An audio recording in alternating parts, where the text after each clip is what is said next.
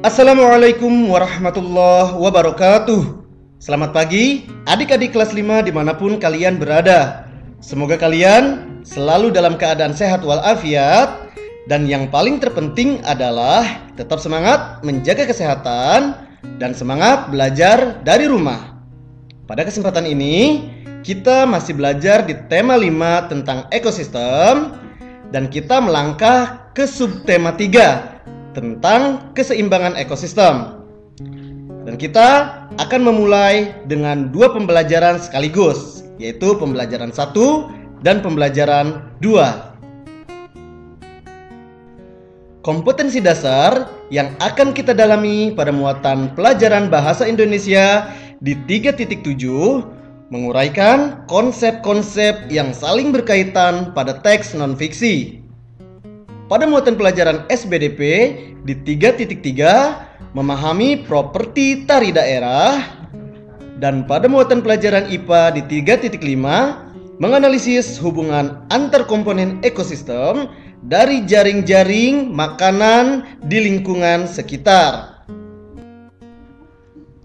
Fokus belajar kita yang menjadi bagian dari tujuan pembelajaran kita hari ini yaitu kalian dapat membuat beberapa pertanyaan dengan menggunakan kata tanya yang berbeda secara baik dan benar.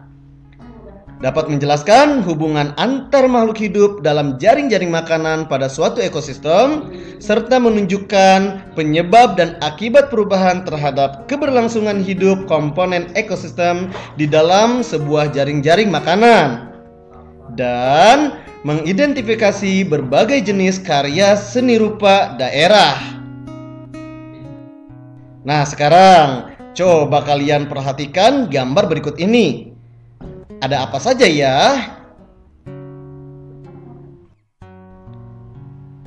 Perhatikan hubungan antara 2 makhluk hidup berikut ini, antara kupu-kupu dan bunga. Hubungan antara 2 makhluk hidup tumbuhan yang berbeda ini,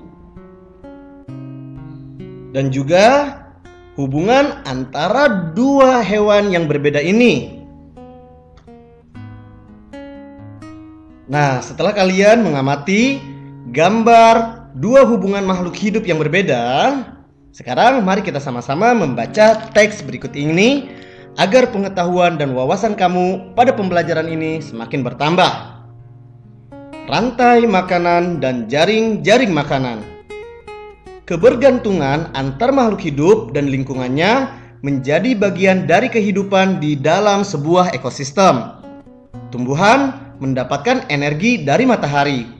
Hewan mendapatkan energi dari tumbuhan atau hewan lain yang memakan tumbuhan. Tumbuhan berhijau daun mampu membuat makanan sendiri. Makhluk hidup yang dapat membuat makanan sendiri disebut produsen. Banyak jenis makhluk hidup yang tidak dapat membuat makanan sendiri. Mereka mendapatkan energi dari makanan yang mereka makan. Makhluk hidup yang memakan makanan tanpa bisa membuat sendiri disebut konsumen. Beberapa jenis konsumen memakan tumbuhan. Konsumen ini dinamakan herbivore. Konsumen yang memakan hewan sebagai sumber energinya dinamakan karnivor. Ada juga konsumen yang memakan baik tumbuhan maupun hewan yang dinamakan omnivor. Energi mengalir dari satu makhluk hidup ke makhluk hidup lain di dalam rantai makanan. Rantai makanan adalah hubungan yang khas antara sekelompok produsen dan konsumen. Konsumen memakan produsen. Produsen melepas energi kepada konsumen. Konsumen itu lalu menjadi mangsa konsumen yang lain. Mangsa adalah semua hewan yang diburu untuk dimakan oleh hewan lain. Dengan demikian, mangsa akan melepas energinya kepada pemangsa. Pemangsa atau predator adalah konsumen yang berburu makanan. Jadi, energi dialirkan dari produsen kepada konsumen di dalam rantai makanan. Di dalam sebuah ekosistem, terdapat hubungan antara beberapa rantai makanan yang terjadi. Satu jenis hewan dapat terlibat dalam beberapa rantai makanan. Demikian juga dengan produsen. Kumpulan dari beberapa rantai makanan di dalam sebuah ekosistem disebut dengan jaring-jaring makanan. Di dalam jaring-jaring makanan, jumlah hewan yang terlibat makin banyak dan energi yang mengalir juga makin kompleks. Pada jaring-jaring makanan, dimungkinkan terjadi persaingan antar makhluk hidup, baik di dalam rantai makanan maupun di dalam jaring-jaring makanan. Setiap komponen yang ada dalam jaring-jaring makanan saling mempengaruhi satu dengan yang lain. Contohnya seperti gambar berikut ini. Ada tumbuhan dimakan oleh ulat, dimakan juga oleh belalang, dan dimakan juga oleh tikus. Tikus bisa dimakan oleh ular, bisa juga dimakan oleh elang, begitu seterusnya. Nah, berdasarkan teks bacaan tadi, pertanyaan apa yang bisa kamu tuliskan yang sesuai dengan paragraf-paragraf yang ada pada teks bacaan yang sudah kita baca bersama? Agar kamu lebih menguasainya lagi, sekarang carilah beberapa kosakata baru dari bacaan di atas. Tuliskanlah kata-kata tersebut di dalam buku catatanmu. Carilah arti kosakata tersebut dalam Kamus Besar Bahasa Indonesia atau dengan internet. Buatlah sebuah tulisan yang menjelaskan secara lebih detail hubungan yang terjadi di dalam rantai makanan dalam ekosistem tersebut. Jelaskanlah kemungkinan-kemungkinan yang akan memengaruhi keadaan rantai makanan yang ada.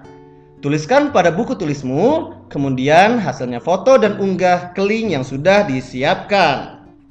Tuliskan pemahamanmu tentang hubungan yang terjadi di dalam rantai makanan tersebut dalam tulisan sepanjang 3 paragraf.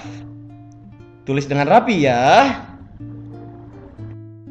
Nah, sekarang coba kalian perhatikan beberapa orang yang memperagakan tarian daerah tersebut. Bersama dengan anggota keluargamu, amatilah properti tari apa saja yang digunakan oleh penari tari merak. Buatlah daftar dan cari tahu fungsi setiap properti tari tersebut. Amatilah dengan seksama gerakan tari merak. Apabila diperlukan, amatilah gerakan burung merak yang sesungguhnya melalui video atau film. Lalu, lihatlah gerakan-gerakan tari yang ada. Tuliskan hasil identifikasi tentang pengetahuanmu pada buku tulismu. Lalu, hasilnya foto dan unggah ke link yang sudah disiapkan. Selamat belajar dari rumah.